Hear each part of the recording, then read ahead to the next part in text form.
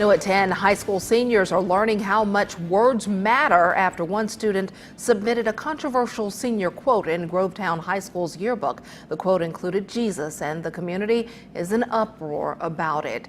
News Channel 6's Jenna Kelly is digging deeper into the war of words, and she joins us live from the newsroom with more. Jenna. It is a war of words, Dee, and many parents I spoke with didn't want to go on camera because of the sensitive nature of the topic.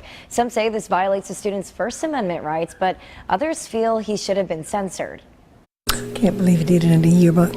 I think a lot of people took it out of context. People divided over a senior quote published in the Grovetown High School yearbook. I think he just wanted a reaction, but I mean, he got his reaction. The quote involves a religious figure, and now the student's freedom of speech is in question. The Free Speech Amendment covers religion. Chad Daniel, one of the parents who posted in a public Facebook group, says he agrees it is freedom of speech, but he says it should not be printed in a book that a lot of kids purchase. A joke needs to be taken as a joke, and I wish more people would take it that way. Daniel says, quote, "It shouldn't have been in the yearbook, joke or not."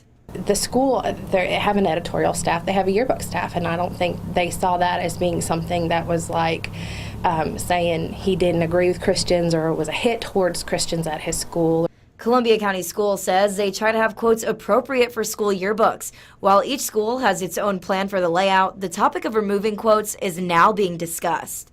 Some teachers think it's funny, some think it's not, but it's very controversial there.